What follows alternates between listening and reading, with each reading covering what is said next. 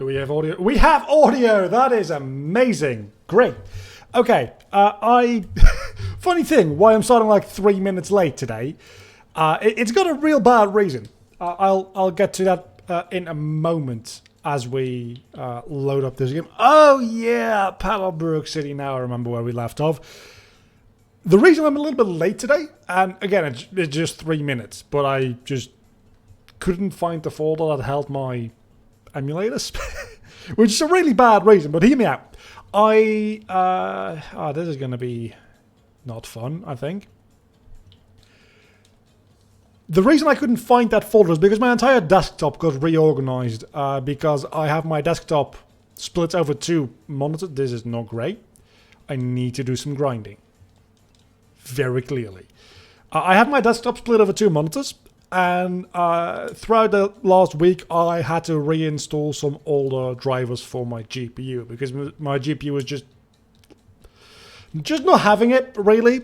And we're not really in a climate where I can buy a new one because every single GPU on the market is going between 2 and 3 times the price that they're actually worth. So I can't really buy a new one, right?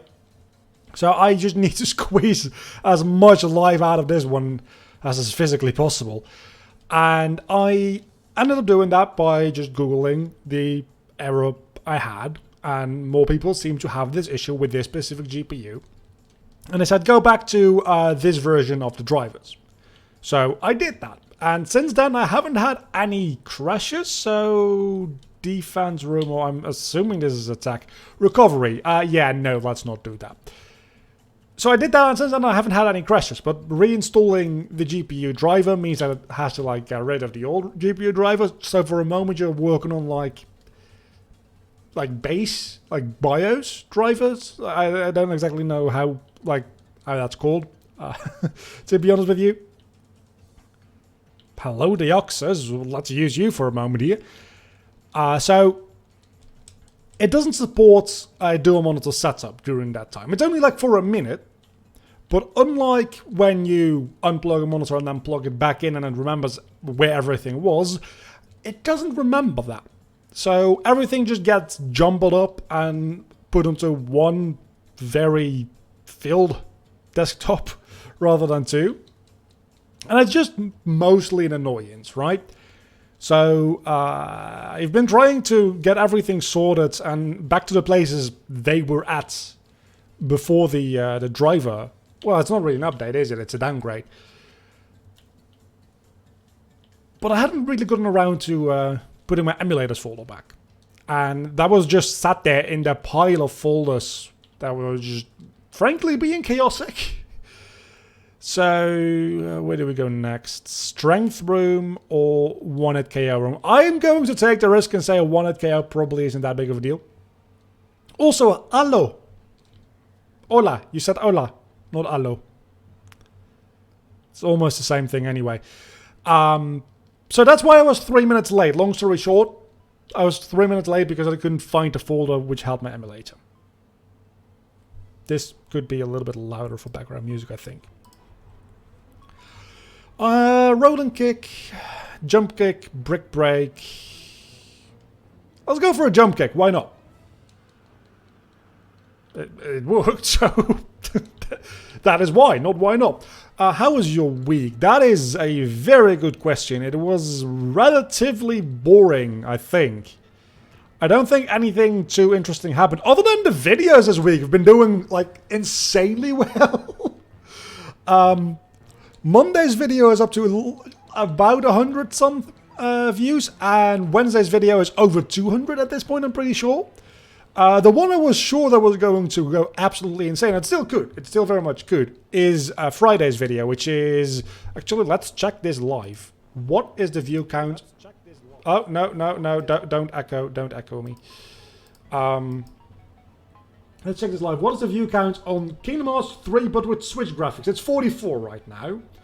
Twilight Town is 200, and the Waluigi mod is 113. I'm loving that. So that was a real good thing that happened this week. and hopefully is going to continue happening. That being said, I think I've had some of the more interesting mods now, and I'm going to die in this fight, by the way. And most mods left right now are just like the Waluigi mod, that just replaces Sora with Zamnus, and replaces Sora with Riku, and it replaces Sora with things that I can't really, in all like seriousness, make an entire video about, because it would be a 2-minute long video just showing, here, this is a model swap with another model swap. Because you can get a Keyblade model swap as well. So, I don't exactly know how I'm going to go forward with that. I'm keeping an eye on the Kingdom Hearts 3 Nexus page. If you know of any other places where I might be able to find Kingdom Hearts 3 mods, I am all ears to hear about that.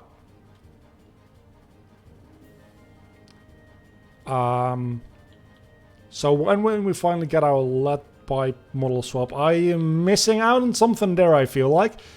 But there's plenty of model swaps, and obviously there's some more complicated mods, like there's a different shader which is a lot more subtle than the Switch graphics one. So I might make a video on that one.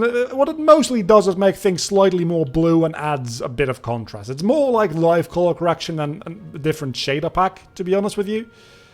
How am I gonna get back to... I know how I'm gonna get back, and that's not the way. So I might make a video like... I don't know exactly yet, but something along the lines of how to make Kingdom Hearts 3 look more cinematic. Because it looks more cinematic, because there's more contrast, and there is a little bit of a bluish tint, which is often seen in certain types of film stock.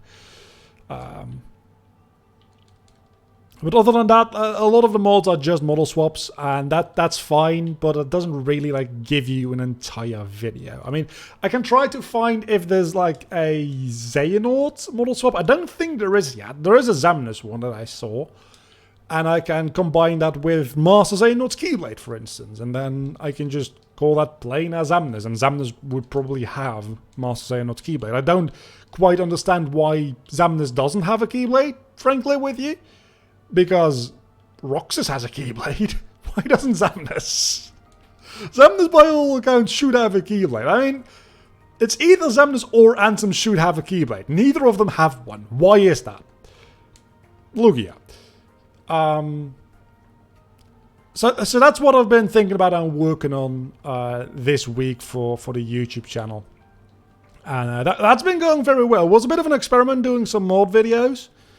It's been paying off so far, and mostly I started doing that because there was no real good way for me to do a Kingdom Hearts 1 randomizer, because as I showed off in the video, which actually I think might have gone up in between at that point as well. Wait a second, I just skipped over that.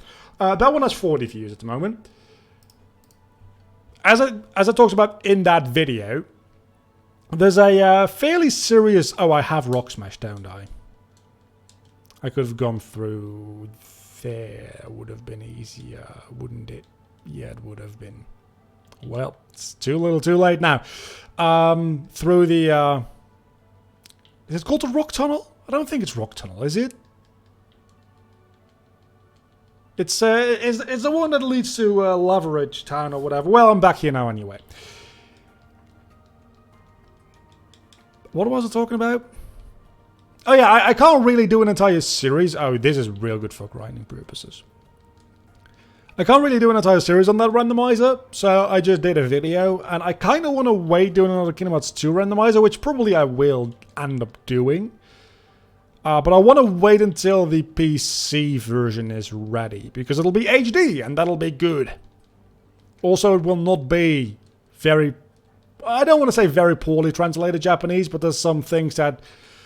Like, there's clearly English official names for now, and the Japanese translation patch still calls them by their literal translation, and it just gets a little confusing in the Final Mix PS2 version. And also the fact that I don't have to play on an emulator and can just play on my PC, all that kind of good stuff. I don't care about your interview.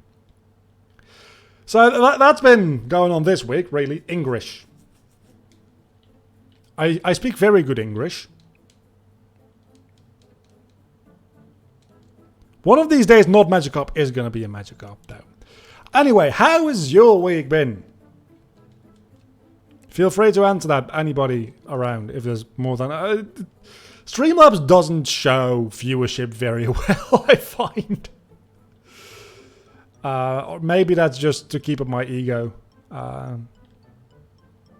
More a joke about the bad translation from Japanese to English being called... I understand that. But I don't really have anything to add to that, so I just figured I'd spin it into something, and now you make me explain a joke, and that means it's not going to be funny anymore. It's all my own fault. So what level are we aiming for here? Like 20... fuck you. Like 26, 27-ish for the entire team? I'd say, right? Roughly.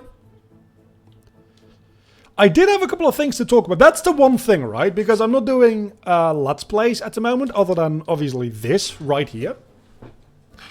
So, everything I usually would talk about inside of a Let's Play video, I can't really do that right now, because that's not really the type of video to do that in, a multiple like. So what ends up happening is I collect all these things throughout the week to talk about, and I can talk about them in the member-specific videos, which I'll get back to those in a moment, because I do want to think and talk about that quickly. But generally speaking, this is not going to be seen by a lot of people, so I can even reuse stories if need be, right?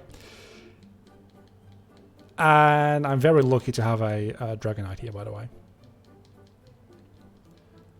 But I really should start taking notes of them, because usually when something would happen, I would just record something that day or the day after, and it'd still be fresh in my mind.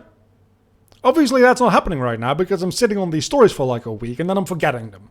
And I only figured that out right now because I'm trying to remember of a thing that I just like noted in my head, like, you probably should talk about this on stream, and I can't remember a single thing. So I'm just going to look at chat.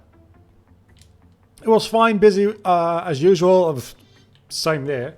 Also, somebody fucking called me. Who the fuck is calling me mid-stream again? Why do people always call me mid-stream?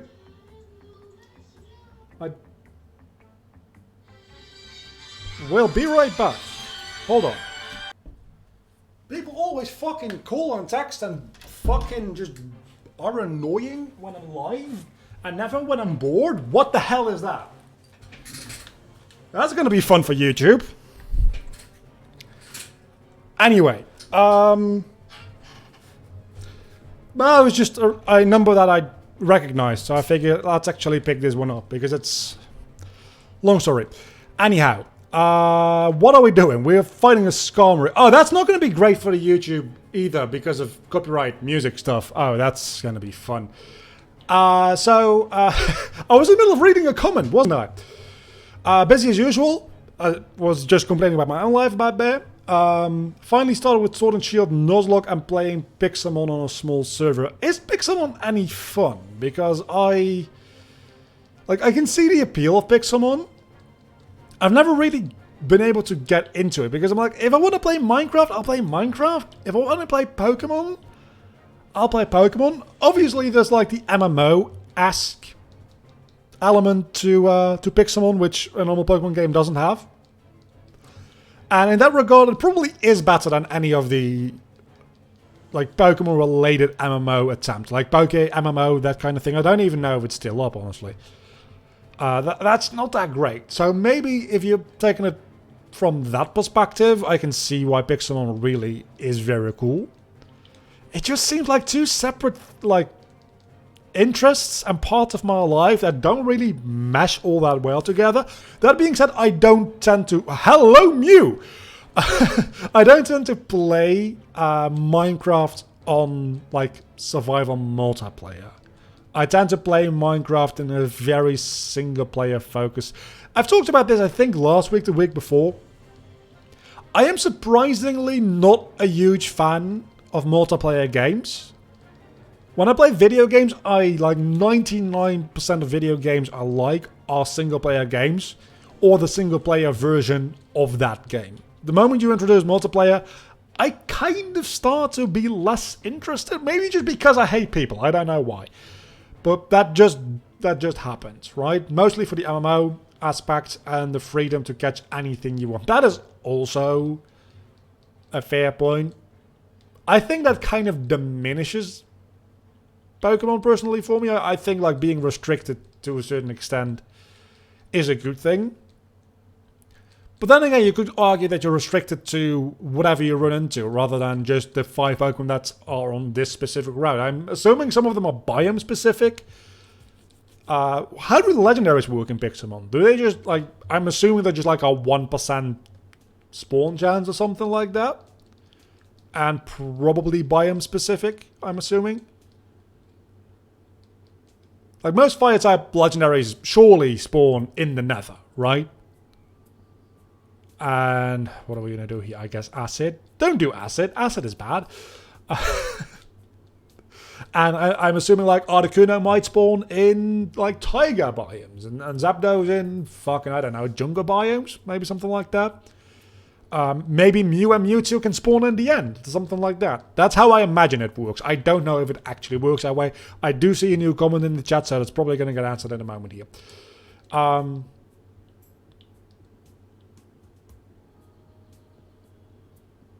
Fair, you expect that your cohorts are idiots. Yeah, pretty much, yeah. And I don't really have the capability of dealing with that and also having fun at the same time. I mean, I can deal with idiots. And I can deal with people who just like, well, are idiots. I already said that. I can deal with that, right? But I can't deal with that and have fun at the same time. And when I'm playing a game, unless I'm like doing it for content, which also when I'm doing it for content, I prefer to have fun.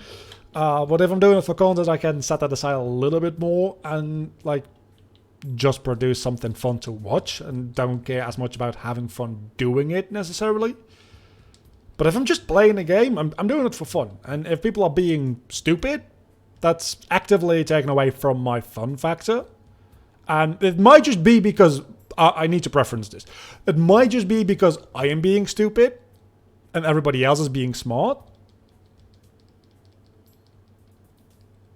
Sometimes. Not all the time, but sometimes. They spawn randomly, then...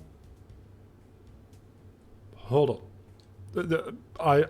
Either I misread that and having a stroke. Okay, with the way I'm talking, I might be having a stroke. They randomly spawn, then chat will post. And they... Oh! Missing the quotation mark there, mate. That's on me. It's a very readable sentence, so don't worry. And they spawned in the Extreme Hills biome.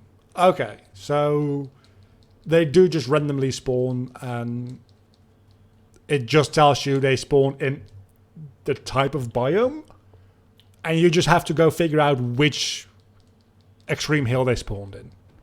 But it's not like the legendary dogs specifically end up spawning more in Extreme Hills because that's like better fitted for them. Whereas something like a... well, Kyogre would spawn in an ocean biome, surely, right? Like, if we're doing a Minecraft-based Pokemon game, which is essentially what that is at that point, that is something that I would want.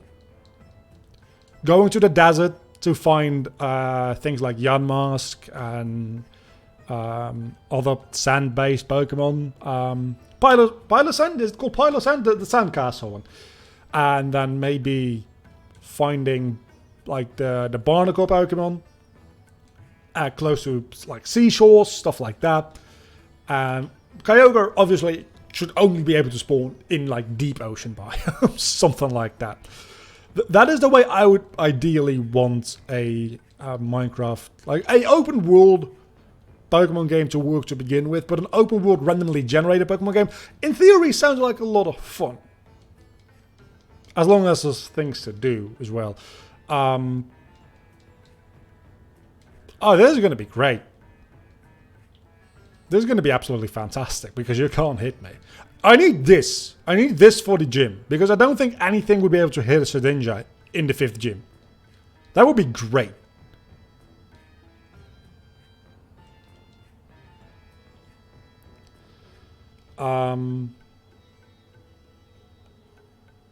Yeah, they mostly spawn closely to one player that is online. That is probably for the best because if you have a world with like a radius of well, not loaded chunks, but like generated chunks, that's like 100 by 100 chunks or something stupid like that. Talking about Groudon, we talked about Kyogre, pretty much the same thing.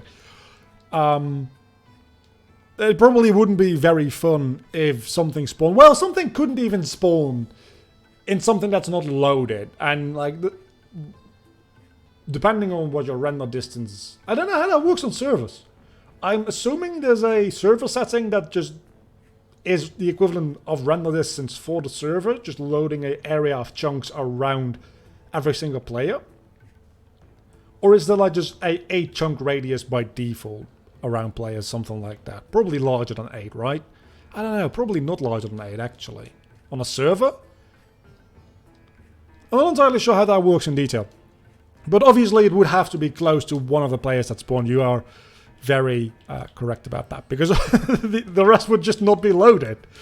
And there's a very low likelihood that there's 2 different versions of the same biome loaded at the same time. Unless there's 2 people on opposite sides of the world. Maybe. It's theoretically possible, right? In theory, you can have like a extreme hills biome that then goes into a very small, like, I don't know, just normal hills biome. Like one of the millions at this point, I'm sure, specific combination of biomes go in between, and then having another extreme hills biome generate after that. That doesn't even seem that unlikely to happen, honestly. Again, there is about 1 million different biomes at this point, because you have a jungle edge modified sand biome. I don't know if that's an actual option, but the fact that I'm thinking it might be just goes to show you how Minecraft biome generation works these days. It's way different from back in the day, right? Where you could be in a snowland at one block and then walk 1 extra block and then just be in a desert. Like that used to be the case. It's very far from that now. It's actually, the Minecraft world generation has come a very long way, and it's about to get a major overhaul as well. Obviously not in the summer portion of the 1.17 update, but in the holiday portion of it, it's going to have an increased world height. It's going to have vertical biomes, not just on the X and Y, but also on the Z value, or not just the X and Z, but also the Y value is what I mean. The up and down axes, that one. The reason, by the way, I think in Minecraft the Y-axis is the up and down, which is just a little bit weird to me, because when I'm like working in Blender, and I'm, as far as I know, pretty much like most like 3D software, I don't know about like how it actually works in math anymore.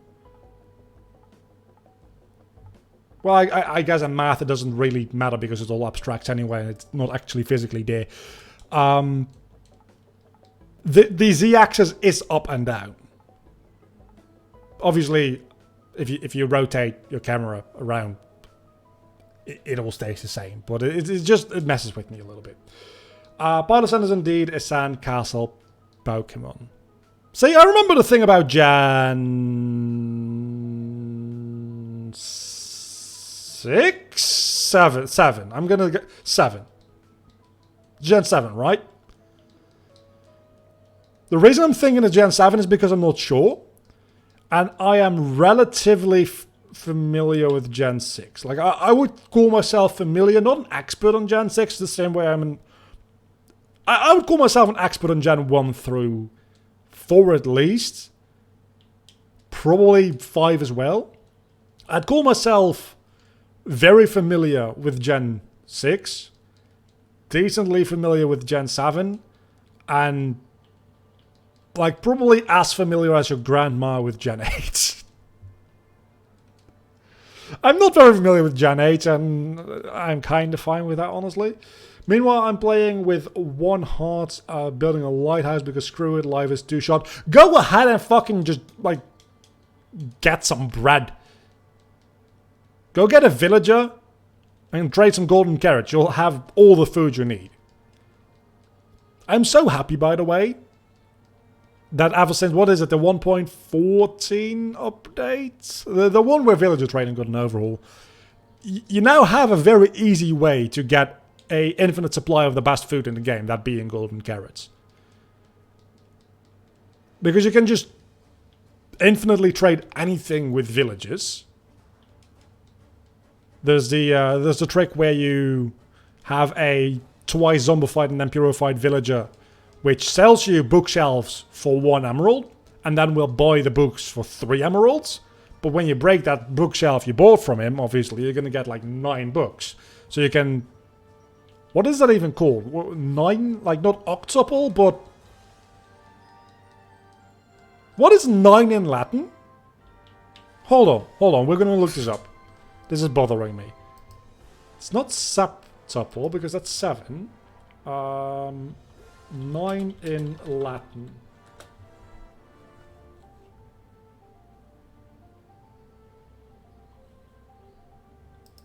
Let's see, what is it? That would be... Oh, novum. So that would be like... No tuple? Whoa, wait. Name for multiplying something by 9. Does this exist? Yeah, non-couple. You would non-couple your amount of emeralds. That's a word that I've never had to use before. That's amazing. And then there's also obviously the like automatic melon and pumpkin farms, just having a chest next, like the output chest next to a bunch of villagers that have a 1-to-1 trade for that. Same with emerald to iron, the other way, iron to emerald, I mean. And you just turn that into golden carrots. And you eat forever. And then you don't have to build a fucking lighthouse. I have to ask, is it a working lighthouse? Or is it, like, purely aesthetic? Either one is fine. I do understand if you don't want to make a working lighthouse and just lag the hell out of the server. that would maybe be slightly bad.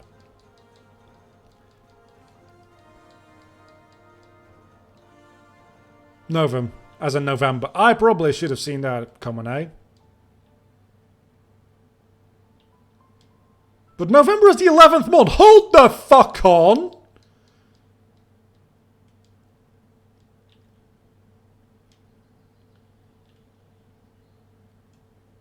Sept, Octo, Nov, Des. Yeah. The issue there... Oh, yeah, no, that is actually... No, that is correct, because October is also not the 10th month. That makes sense. It's all set off because... At some point... 2 months were added to the calendar. I don't know which 2 months those are. But I'm pretty sure they're like... May and June or something, right? Weren't originally part of the calendar. And then we're just 1 year added. And as such, September, October, July and August. They're close enough. I knew it was one of the June or July ones. And then everything got offset. So it doesn't make any sense anymore. It's kind of like how America started calling a milliard a billion. Just because... Why the fuck not? And now the entire English-speaking world doesn't have a proper, like, working naming scheme for their numbers, for the large numbers anymore. Because the entire thing about a billion is that it's supposed to be a million times a million. Not 1,000 times a million. We have a word for 1,000 times a million. It's called a milliard. And this used to be, until like... I think only like 150 or so years ago, There used to be a thing, like worldwide in other English-speaking nations as well. Like England, the UK used the word milliard. But just because America figured, you know what, I want to be able to be a billionaire. Let's just not use the word milliard anymore. And it just started using the word billion instead, which makes no fucking sense because it's a by million times a million. That spot lines up perfectly with the eye. And the rest of the world was just kind of like, yeah, let's go with that. Well, the rest of the English-speaking world. Every other decent language in the universe still has a milliard step between million and billion, which makes it very confusing when there's like an American study or an American news article or something saying this is going to cost like $3 trillion, and we're like, okay, so let's count what they said in actual numbers, because it says 3 trillion, but their trillion is our billion, right? Yeah, because you have million and million is the same, then their billion is for us is a milliard, and then trillion would be billion. You see how this doesn't make any fucking sense? America, you absolutely massiphilious. Grovyle, one of my favorite Pokemon, by the way. Julius Caesar and Emperor Augustus. Yeah, that was it. That was it. You're right. I will never get over the billion thing, by the way. This looks like he has a dick on his face. Kind of, a little bit. Lighthouse has glowstone, and that's it. Just the highlight for my rock gym. The lighthouse is just an aesthetic thing to pinpoint the gym location as it's underground. That's fair enough. It's I was thinking you could either like do a glowstone lamp thing, but my initial thought was doing glowstone on the inside and then having pistons push up and down blocks. Wow, lighthouse! There we go, Ampharos! What are the odds?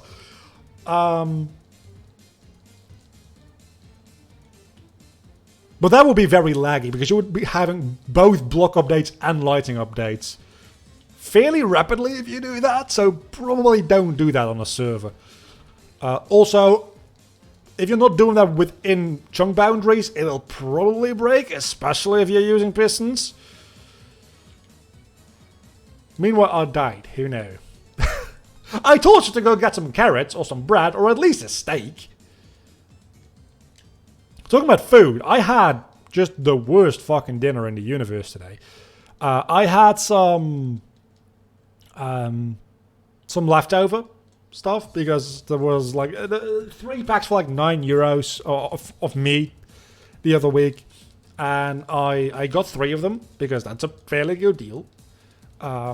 Because I was going to be like 6 days of food, the meat portion of dinner, I should say, not just food in general, but 3 days of meat, 6 days of meat for like €9 is a pretty good deal in my opinion. So I bought those, put 2 of them in the freezer, opened one of them, ate them, and so on. Today was the last bit of meat from those packages, but it sounded a little funny. And I also didn't have like, I had mashed potatoes with the first 2 days, and then I had some other potatoes with day 3 and 4. And I only had 5 days because I ate extra on the first day because I was very hungry. So today was the last day, but I didn't have any potato related stuff anymore. So I figured I can get some potato related stuff, but I don't really have any meat to go with that anymore. And most packaged products for potatoes, unless you're just buying a sack of potatoes, is probably, at least for the amount I eat, it's probably worth about 2, sometimes 3 days of dinner. So how in the world was I supposed to like make this work? Because tomorrow I'm having pizza. Because I also need to clear out my freezer from like the insane amount of pizza that's in there. Also, like, and in a month being a little bit cheap with my money. Long story short, it smelled a little funny, and I was figured, after a couple of bites, I'm just gonna stop eating this. And I didn't even say what I got inside of potatoes. I got bread. Not just like a slice of bread. It's like Italian bread with like cheese and like other stuff on it. So it's pretty good and like very high in calories. So don't worry, I filled up on bread. That's the reason restaurants put out bread before you get actual food, is because you fill up on bread and you feel very satisfied, and bread is very cheap. Like, everybody knows this, right? Right? I think so. So I pretty much ended up having like 2 bites of meat, a banana, and just like a lot of bread. And that was my dinner. And honestly, I didn't feel great about it. But it was real good bread. It was mostly cheese, admittedly. Well, no, it was mostly bread. But there was a lot of cheese on it as well. I like cheese. I shouldn't have too much cheese, but I like cheese a lot. Also, did we talk about that last week? I think we talked about this last week, because I think I ordered my Domino's on Saturday. But I ordered Domino's without the milkshake last week. And I didn't get a stomachache. So it definitely is the milkshake. Which surprised exactly nobody. Because of fucking course it's the milkshake if you're lactose fucking intolerant. You daft bitch. That's just talking to myself. Anyhow. So that's my story. I'm going to take a sip of water now, so you entertain yourself for a moment. Oh! Right. Fucking right. Okay. The member video thing, right? I haven't recorded... Ah, damn it, I need to do that tomorrow. I haven't recorded the members video for this week yet. It's supposed to go up on Saturday. It's a bit hit or miss on the day it goes up. I usually do upload at least like 1 a week, and when I miss one, I either do like a very long one the next week, or just 2 that week. The member video thing. This is going to keep going for all those wants of people who have the membership to the channel. I've been thinking the rest of this series is going to keep going up on YouTube as VODs as well. But they don't seem to be like doing very well at all. The first one got a decent amount of views. The second one was fairly pathetic in the amount of views it got. We're going to see how this one, and I think there's 1 or 2 more after this one, how they do. But if I set them to public and they perform absolutely shit, that's going to impact the performance of like the channel as a whole. And I would very much like to not have that happen. And since there are VODs of things that have already happened and it's like not unique content, I don't particularly feel too bad about it. But I am considering doing the VODs for the live streams as members exclusive videos. That way they don't impact my standing in the algorithm. There's a little bit extra incentive for people who might like not like watching on Twitch, might just like not be around at the times on Twitch and stuff like that, to maybe get a silver tier membership. And there's also still an opportunity for people to watch the content if they really want to after it's been live streamed. I think it's the best of, like, not even both worlds, it's the best in all worlds. And Trico is evolving into a Grove Islands, then going to get randomized into something else anyway. So that's something I've been thinking about over the past couple of days, is maybe doing the VODs for this, every community run that way. And I must say that I'm fairly happy with the idea of doing it that way. I'm not entirely decided on it yet, but I would very much like to do that. For the reasons that I just laid out. Because it seems like the best option for, well, maybe not for everybody, because there's bound to be people who want to watch the VODs. Bob! There's bound to be people who want to watch the VODs but don't want to like throw like $5 a month towards me, which is totally fair. But then I say, well, then you're not going to watch the VODs. I'm sorry. You have every opportunity in the world to watch live on Twitch, and if you really want to keep up so badly but don't want to like give me money, that's fine. Because I think Twitch VODs stay up on Twitch, my Twitch channel, for like a month before they get deleted anyway. And I'm not going to manually delete them to create an incentive to like subscribe to. That's just a bad idea. To like get a membership. I'm not going to be like that evil corporate overlord, right? It's more like for archive purposes. If anybody at some point wants to go back and watch an entire like community run from a year ago, that's not going to get me experience. I don't know why I did that. It's going to be there, but it's not going to be exactly there for free, is the thing. If you're just like trying to keep up with the community runs, you can just watch the VODs on Twitch. By the time the VODs are gone, the community run will also be over. Because I think it lasts about a month before they disappear from Twitch. I think there's something there as well for Twitch partners and their subscribers, but obviously that's not relevant to me at all. So I don't exactly know the details of that. Maybe it also applies for affiliates, in which case I'm closer to that, but still not particularly close, I don't think.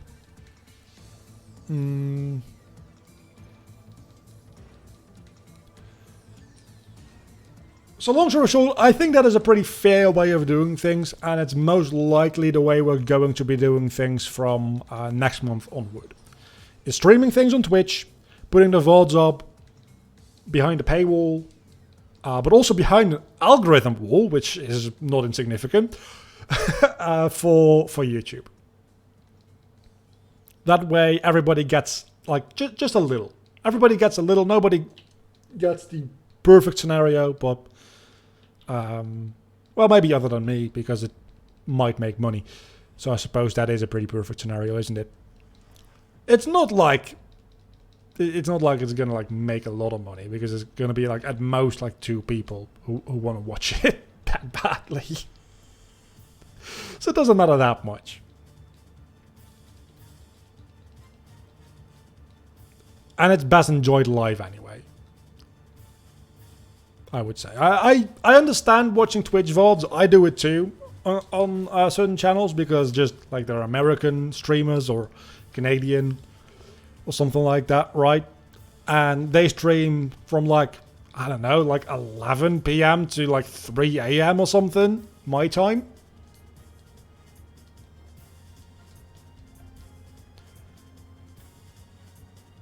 Yeah, exactly. It's great if you're doing work. I actually talked about that last week on a new podcasting project that I'm maybe working on. I don't exactly know if it's going to go through yet. This is a real fun song, by the way. I like being able to listen to something while I'm doing work. Issue is that about half the work I do on a daily basis involves me actually having to work with audio, which that then becomes a problem because I can't listen to any like entertainment related audio because I'm trying to focus, and you can't mix that up. That just doesn't work. If I'm trying to listen to like a podcast but also edit a podcast, for instance, obviously that's going to have not that a podcast generally requires a lot of editing work, but you get the point. It's great background noise though. Usually when I work on purely visual stuff, I tend to very much like things like Twitch VODs, because usually things made for YouTube, like if you watch a Let's Play, that can be like up to 30 minutes long. Usually things that are made for YouTube are between like 10 to 15 minutes in length as a video. That seems to be the video length most creators are going for these days. It's probably because it's the most optimal balance between effort and value in the algorithm, I'm assuming.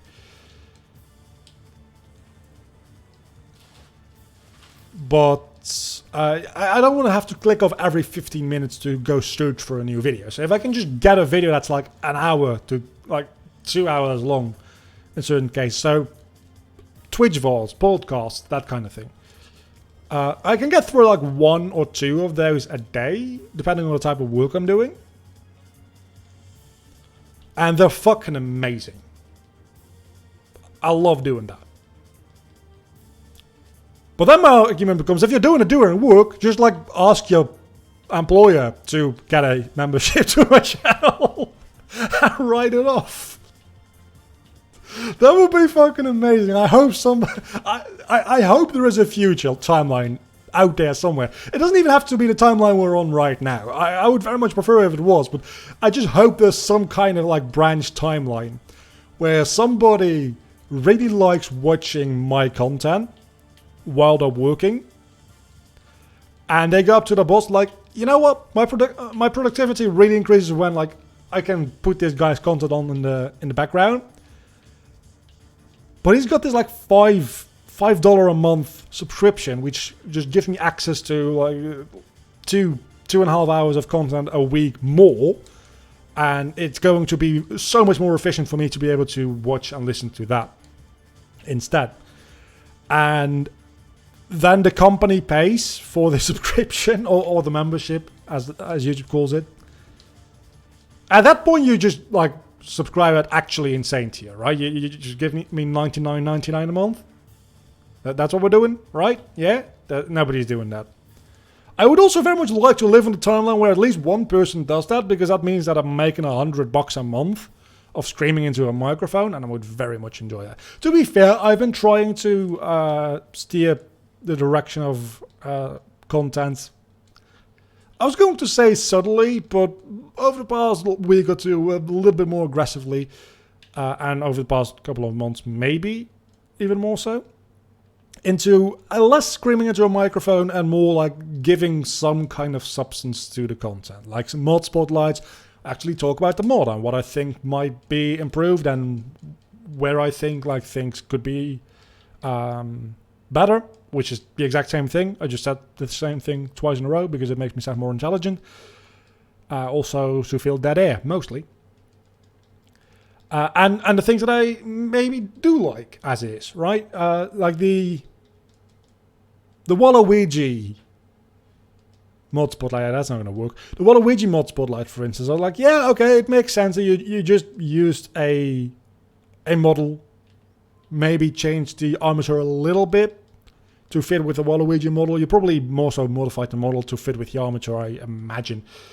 But the armature with the model you got, because you didn't make this, you just ripped it, clearly didn't have any like facial animation rigging going on. So Sora or Waluigi rather, just doesn't have facial animations within the cutscenes, which is honestly fine because it was a meme.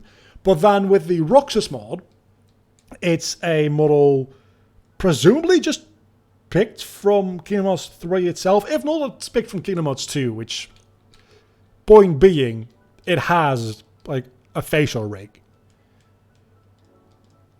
So I talked a little bit more about that in detail, right? And it gives you a little bit more background and insight to maybe like the actual content rather than just me screaming over killing millions of wild Pokemon, just like I'm doing right now. And then when Roxas' jacket clipped through his body during a cutscene, during certain animations, and that is kind of annoying because you don't want that. But then again, these are all animations that were made with Sora's model in mind, and Sora doesn't wear those type of clothes there. So you're not going to reanimate those entire cutscenes or specifically like rig up an extra part of that model to prevent that from happening. So it's totally understandable. It's that kind of balance, right, between seeing something that is technically maybe not correct, but still like understandable and it's not that big of a deal.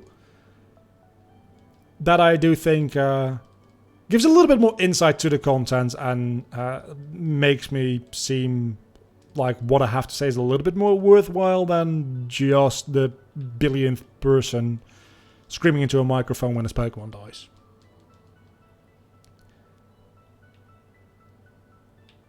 Is my thoughts about that, at least. I don't know if it actually like maybe I'm just looking and sounding like an idiot when I make those videos. The retention time on them certainly isn't great, but that's mostly because it's in huge part due to search results, which is always going to give you less retention time than subscriptions, obviously, because people that are subscribed see it and will be interested in the video. If they click it, they'll probably watch a fair bit of it. Whereas somebody who finds you through search results might just not be into it, or just like clicked it to get access to the link in the description, which is something I personally end up doing sometimes as well. So I don't know if that's really a metric of the content itself, but I do think it is imperative to not have the content be as long, because people are going to only like give you a minute, 2 minutes or something like that. So if you make a 30-minute mod spotlight, people are going to click off after 2 minutes anyway. That is a horrible percentage, whereas the 2-minute click off on a 10-minute video, they still watch 20% of the video, right? So I'm sure that would be better. So I'm aiming for about 10 to 15 minutes for those mod spotlight videos, and so far I think they do accomplish that fairly well. But aside from that, I'm also, I mean, I have the video finished. I've said this for 3 weeks in a row now, I think, or maybe 3 weeks ago it was almost finished, I don't know. The What is a Game video, which is not going up next month, but it's going up in July, the first Sunday of July that's going up.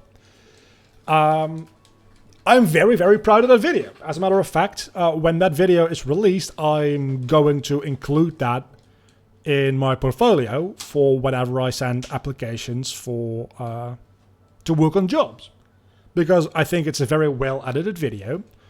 It's got some actual like animation stuff in it. Again, it's not like character animation.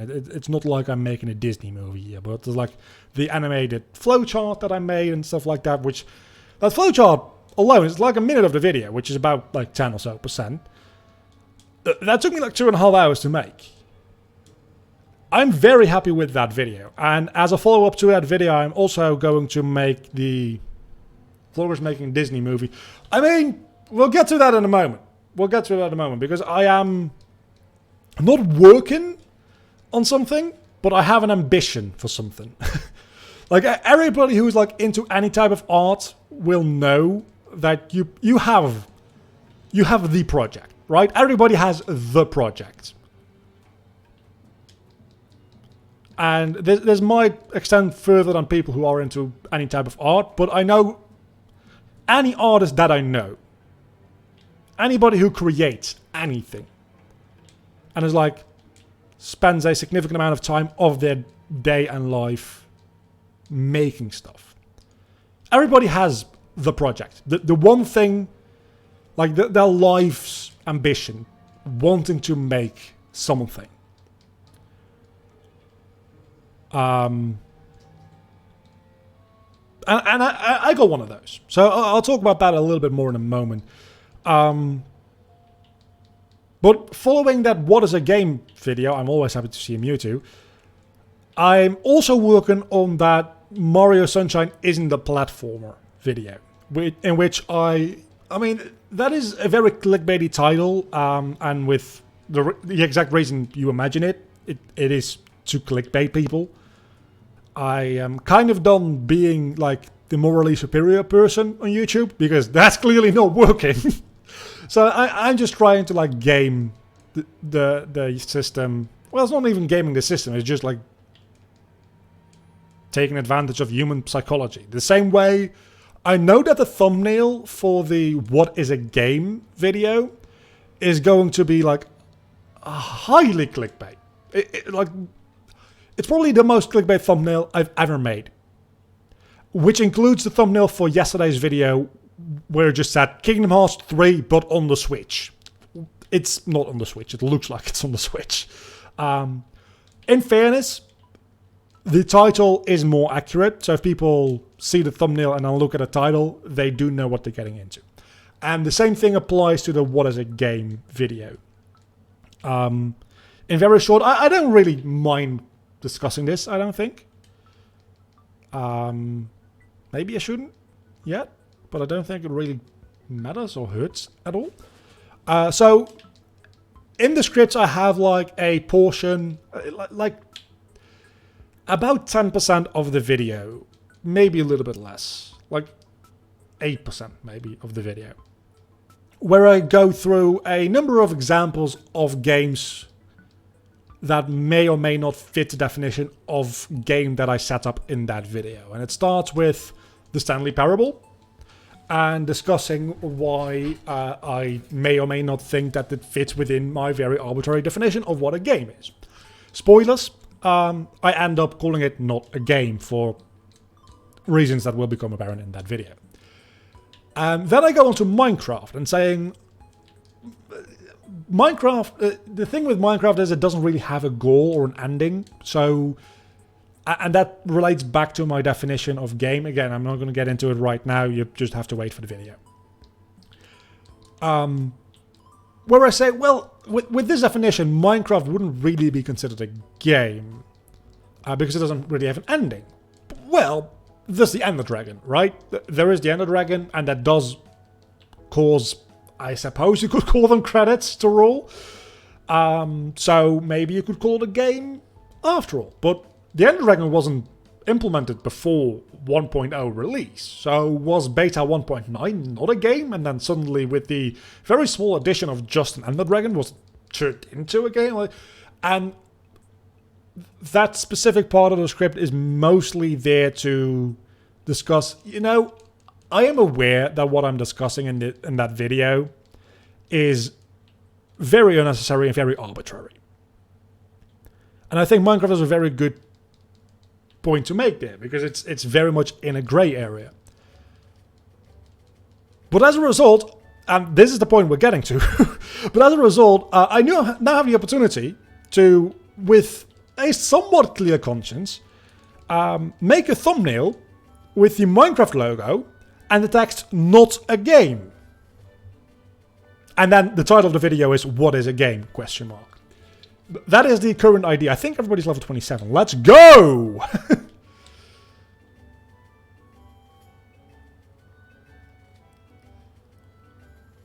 And the dragon is the ending. I just agree with you. Let me be very frank with that. I just agree with you. The Ender Dragon, like, is a goal you're working towards. And you can see it in speedruns, right? There is a very clear structure to the game. It's, you go find a way into the nether. However you want to do that. You find a way into the nether. You find blaze rods. You find ender pearls. You find a stronghold. You fight the Ender Dragon. Like, there is a clear progression within the game. But I think... And that does... I don't talk about this in the video because I just really like formulated that in my head. But that does back the question. Is Minecraft a game if you play through like the Ender Dragon path? Yeah. But does it then suddenly become not a game when you just go out and like do a bunch of farming? Are simulators games? Again, it's a very deep and arbitrary and very unnecessary topic. I wanted to make a video on it because it's a topic that I've been thinking about, you could say, a lot lately. So I made a video about it, and that then leads into Mario Sunshine not being a platformer, where I, among other games, take a look at Mario Sunshine and why I think calling it a 3D platform is... That's less opinion-based, I'd say. I think calling Mario Sunshine a 3D platformer is actually factually... is factually incorrect. I think if Mario Sunshine was not a Mario game, people would not call it a platformer. People would... I'll do you one better. This is a line that I'm planning to include into the script. In some form or another. If Mario Sunshine didn't have Mario in or on it, and you presented people with a game, let's call it Bob and the Flying Water Machine, because that's literally what it is, right? If you presented this game called Bob and the Flying Water Machine to a random person and asked them, is this more like a Mario game or a Zelda game? I would frankly, in some aspects, obviously it lacks a certain dungeon structure with which Zelda games are very heavily based upon. But in a lot of ways, I would say the game design reflects more towards being like Zelda games than it does Mario games. Personally, but hey, that's just me. Oh, I fucked that up. Oh no, I did. So that's what that video is about, but that's not just going to be about Mario Sunshine and just riffing on it, because it is a good game. I like the game. It's not the best Mario game in my opinion, but it is a fun game. I haven't played the HD version yet. That might actually change my mind, if the controls are any better in it. That is not a great start, is it? Let's whirlwind you. Into a Vigoroth! Sure, why not? Oh, this is just the worst fucking loader. I mean, I have him a chop, I suppose. Oh, shit. Yeah, it isn't going to go well, is it? Huh. But I also want to talk about Ahead in Time, which is probably one of the best examples of what I would call a platformer, because that entire game is like mostly just mechanical, and it does a fucking fabulous job at it as well. And Spyro the Dragon, which is an even better example of something that is certainly not a platformer, because you're not doing any platforming in Spyro the Dragon. In the first one, maybe, but in the second and third one? No. In the second and third one, that is... If any game, any platformer is closer to a Zelda game than a Mario game, it's the Spyro the Dragon series. And I love at least 2 out of 3 of those games. I'll leave it up to you to decide which 2 out of 3 those are. Spoiler, I don't really like Year of the Dragon that much.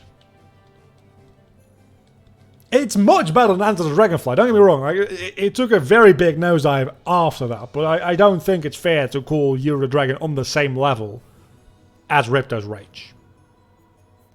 And Spyro 1 is just... Because 1 is fun to play, 2 is a good game, 3 is... 2 is fun to 100%. Exactly. 3 is not fun to 100%. 3 is... alright for a casual playthrough, and that's about it. I think 3 has an issue that the developers, I think, recognize as well. Because they said, you know, we were kind of done with Spyro anyway. Oh, this might be it. This might be it. Because he can't hold anything in his hands. And that's why they then moved on to Ratchet & Clank, I think, right? I think so. Was that Naughty Dog? No, that's not Naughty Dog. That's Insomniac, right? I don't care. And you can clearly see in Spyro 3 they were already struggling with that, and that's why they introduced so many goddamn different characters. And it's not like Spyro 2 doesn't have its fair share of different gameplay styles. It does. But those are minimal enough that it doesn't matter that much that they're not very fleshed out. Spyro 3's extra gameplay styles are just not great. The Reignited... Oh, sorry for burping there. The Reignited trilogy does improve some parts of it. Certainly not every single bit of it, but it improves a fair bit on some of the more ludicrous... Whirlpool might actually be the best thing to do here. It improves on some of the more ludicrous gameplay elements of Spyro 3. But it's still just not a great game. Can you just shut the fuck up? I'm trying to scream here. No hands, new character. Exactly. So, Spyro 2 specifically, but I'm probably going to play through 1 and 2, both.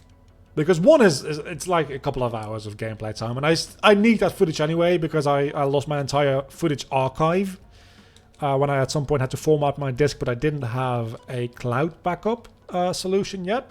Talking about which, I'm actually backing up to my cloud right now, and I'm not dropping any frames, so wow. To be fair, I'm mostly downloading stuff, and obviously streaming is uploading, so that's probably why. How do we get back to Morville quickly? Through here is what we do. Wait, what happens if I surf and then I run into a Pokemon and I don't have a Pokemon with surf anymore? And why can Tauros learn surf? Sure, I guess. So yeah, that's also a video I'm working on, which is a lot more analytical, more of a discussion video, and I think that those are going to be fun videos for everybody. But I also think that they're going to be way more like interactable videos for people who are new to the channel and like to get people into the channel as well, which is something that I've been fairly lacking in, like at all times, pretty much. If you need Spyro 3, some old footage from Reignited Switch 720p. I mean, I probably, like... If I want to talk about Spyro 3, it's nice to know that there's some footage. Frankly, I can just steal footage from the internet as well. I hate it, by the way, when people upload, like, not even gameplay footage, but cutscenes with their watermark on it. Like, at that point, you're watermarking something that you just stole. Like, that is not yours. I could make an argument if you are uploading your gameplay, because those are your inputs and like you're showing your skill at a game, so you can put your watermark on it. There's people who put watermarks on their cutscene collections, which they literally didn't do anything for other than recording it and then uploading it. It's like putting a watermark over a Disney movie and then uploading it to YouTube. That's highly not okay. So every time I steal... I mean, I'm stealing from a thief at that point, is what I'm imagining it as. So every time I download a cutscene collection with a watermark over it, I do go out of my way to blur that watermark logo out of there, because they do not deserve the recognition for that. But it's good to know that I have a place to maybe get some Spyro 3 footage if need be. Point being, I just... like, I'm going to mostly be talking about Spyro 2, but I might as well like get some Spyro 1 footage in there while we're at it, because it's gonna be a couple of hours of my life and I'll have like the entire thing.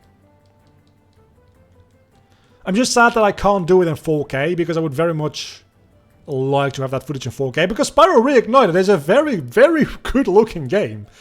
And I would very much like to play that in 4K, but my PC can't handle it, and I won't be able to upgrade my PC in time for that video, probably. Because have you seen graphics card prices? They're insane! So now going like all the way back to the project I was talking about before, like the thing every artist has.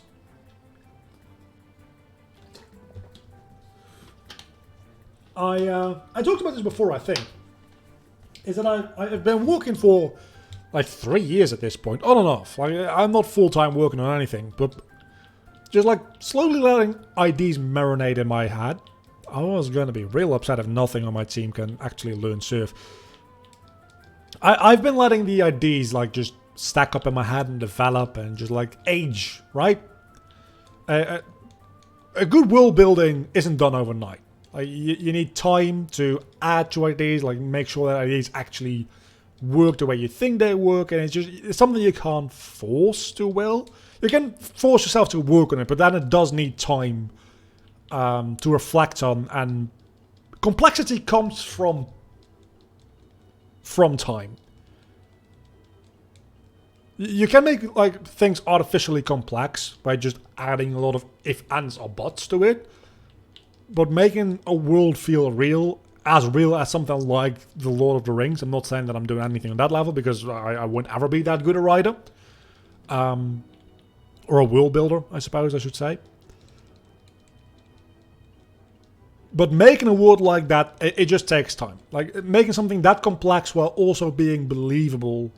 I think that's... it's a quote from Patrick Rothfuss, the writer of The Name of the Wind and The Wise Man's Fear. Is about good world building is when you're reading a book or watching a movie or watching a TV show or whatever, right? He's an author, so obviously he was talking about books, but this does go for world building in general. If you feel like you're walking through, I think he gave an example. I have a better example because it's what I can think of right now. The Wizarding World of Harry Potter in Warner Bros. Studios. I think I've never been there, but if you're walking through there, you're not really walking through Diagon Alley. You're walking through a very thin strip in which it looked like Diagon Alley, but the moment you get into a place you're not supposed to be, you can see like all the scaffolding and structures behind it. And in good world building, you shouldn't feel that scaffolding and all the like set design. You should feel like if I, at any moment during the story, were able to just take a left turn, I would still be in a living, breathing world. And not just be standing in front of a wall filled with like studio lights, because that's what we're making here. We're making a movie. And I think that's a really good analogy, which I took way too long to explain properly. And I think that kind of like believability is only achievable if you give something a hell of a long time. So that's what I'm working on. Is just slowly but surely like adding ideas onto a pile, and some things stick, some things... That's another part of it, right? Some things don't stick. Some things end up being like, okay, that's a fun idea, but it doesn't really fit within this world. And if you're just like rushing this kind of development, you'll probably end up including it. Nothing Cleffa can do can damage this thing. Shit. So feeling comfortable in... Oh, that's just a bad idea, isn't it? In removing parts of what you've worked on, because you know that they're just not good for this specific scenario, in any case, is also part of that process. And again, all that, it takes time. And that's what I'm working on right now. And it's going to take a hell of a lot more time than it already has, because I'm not working on it at a great pacing. And I only have like the very, very barest resemblance of a story outline. Anyway, so what I'm saying about making a Disney movie, now I'm not going to be making a Disney movie because, number one, the thing I'm making probably isn't going to be very PG. Like Disney wouldn't... I have one very specific scene in mind. And I feel comfortable sharing this because it doesn't have any context to it whatsoever. And it's probably going to be like another decade before this like gets produced in any meaningful way, if ever. But I have a scene where the main character gets quite upset at a bad guy for doing some bad stuff. And with the magic system I have in place, boils the dude's blood from the inside. And that's how he kills him. Somehow I feel like Disney wouldn't be on board for that. I don't know. I feel like Disney would take some issue with that. So yeah, that's the thing. Anyway, so since I've been learning 3D a little bit, 3D like art and animation and stuff like that, I've mostly been learning it to be able to use it for like visual effect stuff, because it's the more immediate use I have for it, obviously, due to work-related stuff. I also, now that I have a bit more feeling for it, and I like understand the three-dimensional workspace, and I can like imagine it a little bit better. I had started working on this world-building project as eventually I'm going to turn this into a novel, because that's the only real way I could see it, but I'm not really good at writing in a novel style.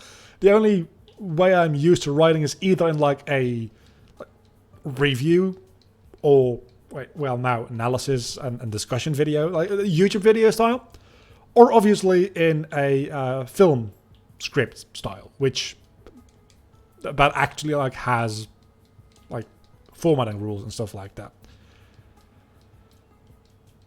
But I think I never will be able to make this into a movie because it's so fantastic. It would have to be like a Lord of the Rings style, scale, budget type of thing, and I'm just not going to get that. So now I have the idea. I feel like this building takes longer to get through in the remakes than it does in this version. Am I correct about that? I feel like I am. So I now have the idea, and I think it's a pretty good idea, to turn this project into a 3D animated series. Because the entire thing, like the entire structure would have been like a type of Adventure of the Week-ish style anyway, but inside of a novel. And that works way better in a like 20 minutes an episode series anyway. Much in the same way as Avatar is structured. I'm not saying that I'm making the next Avatar The Last Airbender, because nobody will ever be able to touch perfection, right? It's not perfect, by the way. The first season kind of drags. But other than that, it's pretty damn near perfection. No, I don't need cast form. But in Avatar The Last Airbender, every episode is a Adventure of the Week episode. It's self-contained, and without any context, you can enjoy it. But every episode also, well, like, out of these 60-some episodes there's like 3 episodes that you can skip for the overall story. Because every other one has some story beats in it that actually like have implications for either what happened before or after that episode in the larger story. And that's kind of the structure that I'm looking for, right? And that makes way more sense in like a series with like 10 episodes a season and then like a number like 6 or 7 seasons. And that way, I'm not going to get too much into like how the seasons will be split up, because I have a very rough idea of that right now, but let's not get into that at the moment. So when we're saying as long as making a Disney movie, that would be interesting, in the sense that, again, there's literally a dude that gets boiled to death from the inside. So, yeah, no, not for Disney. Like, very not safe for Disney at all. But in the scope of, like, a larger animated fictional project, yeah, I actually am, like, not specifically working on it, but I have the ambition to, and I have the... how am I going to phrase this? I have the skeleton of what might resemble a first draft of a script for it. Maybe something like that. So it's something that I, again, work on very irregularly. But I am working on it. And every time I see something in any other kind of show or movie that I like, I make a mental note and think, you know what? Something like that might work for me as well. Let's see if we can fit... Finally, metronome. Let's see if we can fit that in anywhere inside my world. And oftentimes the answer is no. And sometimes the answer is, well, if we don't do it like this, but do it like this instead, it works. Like, I had the idea for dragons in my world.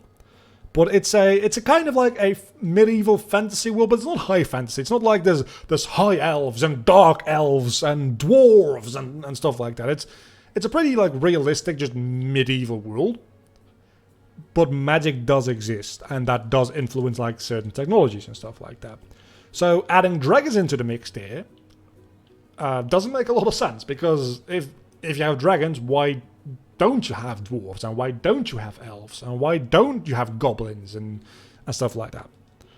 And my answer to that was, and at the moment still is, this is open to changing in the future. But my answer to that is, it's not as much that a dragon is a magical beast inside my world. It's more like a level of, like, it's more like a rank. A certain level of power. It's like, it's almost like in Dragon Ball. And this is going to sound real stupid, right? But in Dragon Ball, you're like, oh, we are also strong, also powerful. But then in Dragon Ball Super, you find out like this. Yeah, there's this thing called like God Ki. And it's not just stronger than normal mortal energy. It is on an entirely different plane of existence. And in much the same way, like, dragons work in my world. It's kind of like... oh yeah, you have that fucking stupid ability, don't you?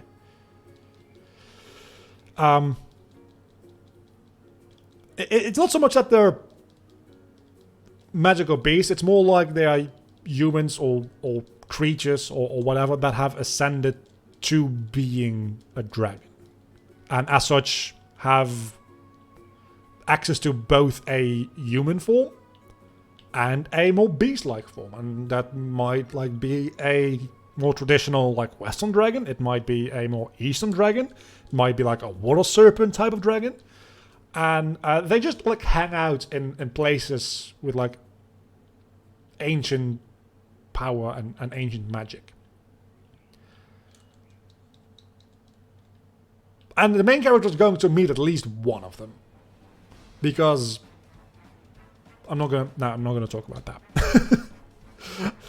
That's going to remain a secret for now. But I'm thinking that without knowing it, I'm not gonna say who or what. I mean, if anybody watches this and then by some miracle also ends up watching the show, if it ever gets made, and you remember what I'm saying all back here, fucking kudos to you. Because you're not going to, right? But one of the characters that you get introduced to, like, probably in Season 2, is going to be one of those type of dragons. But he just kind of hangs out inside of his humanoid form all the time. You just don't know about it. But he's, like, an insanely powerful being. I don't even know necessarily if within the show that would end up being revealed. I don't know if it's going to be relevant to any plot lines. That's the thing, right? I have all this information and all these ideas, which is going to help me in writing the characters and finding the most logical path for things to happen.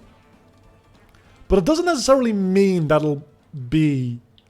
I'm going to sound very J.K. Rowling right here, but it doesn't necessarily mean it's going to be revealed. If it's not relevant to any plot lines that happen, it's more like a writing aid for me to have good world building than it is specifically for the reader. And then, like, if it becomes successful, I can just start tweeting out random shit and make people mad.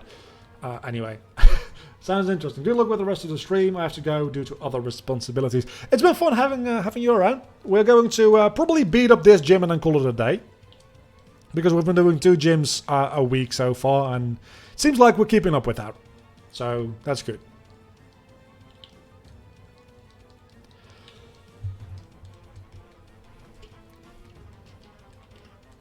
I swear to God, if somehow me talking about this right now ends up being like a bottleneck for any like pitch in the future, I'm gonna be so mad.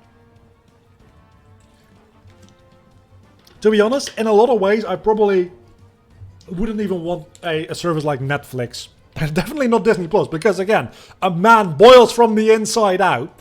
But even a service like Netflix, I don't know how like much they meddle in the creative and creating process. I don't mind having, like,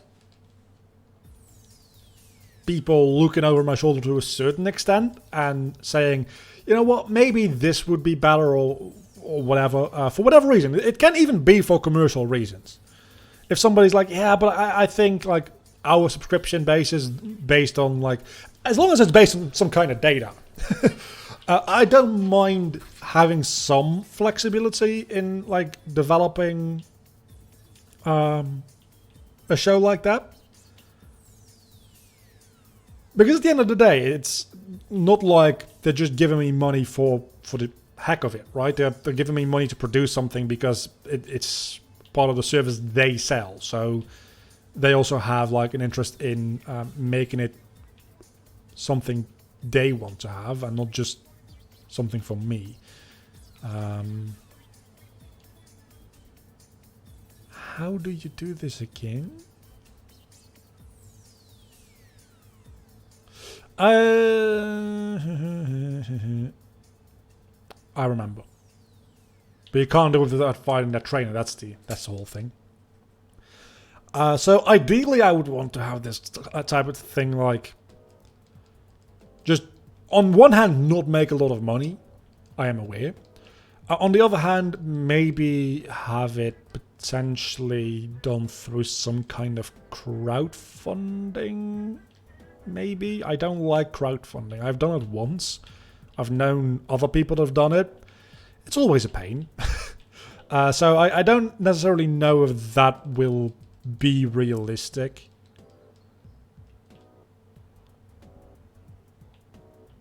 But you know what? If my YouTube channel just takes off at some point, I'm going to have the audience. Oh, burping again.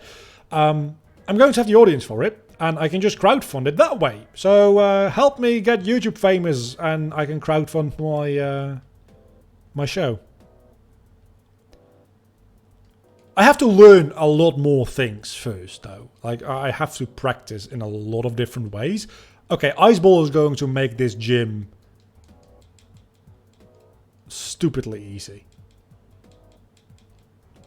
Like not even funny how easy.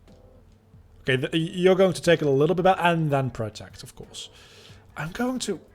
actually, no, I'm not going to Iceball because protect is going to be a bitch. I don't actually know if steel resists ice. It seems like it might. But that doesn't matter because Iceball will absolutely annihilate Altaria. Piper, fuck you. Walrein is a bulky bitch, isn't it? You can keep throwing Hyper Punch. I'm gonna get a crit one of these days. Or just kill you that way. Okay, that was a very lucky roll on my part, mostly. To be honest. Wasn't much more than just luck. We also had a rock type, which would have been useful. I'm assuming you may have an ice type move. You don't. The rest of my team didn't seem too useful for this gym, but honestly, the thing we did do, like the Walrein, the thing we led with, was amazing. That was a great randomization. Anyway, so we talked about a lot of things today. We talked about my YouTube plans, things that are going well, things that might be going differently. We talked about very far future, like ambition plans. We talked about eating bread. It's been a good stream. Next week we're going to do some story-related stuff. And Moss Deep City is what I'm guessing. How many streams of this do we have left, actually? We have 2 left, so Greenman Gaming can fuck off. So next week we'll be doing Moss Deep, up to Moss Deep, and then the week after, presumably, we will be doing the rest of the game. Maybe we won't be doing the Elite Four. I don't know if next week, after Moss Deep, we'll have time to do something more than that. We'll see. It really seems like this might be a series where we actually, also due to the fact that we have 5 weeks in this month, we actually finish the game, which is fairly rare for these community runs, because I only do like an hour and a half, 2 hours a week. It's been fun. See you back next week. I thought I wasn't streaming for some reason, even though I've been interacting with the chat the entire time. This is just stupid.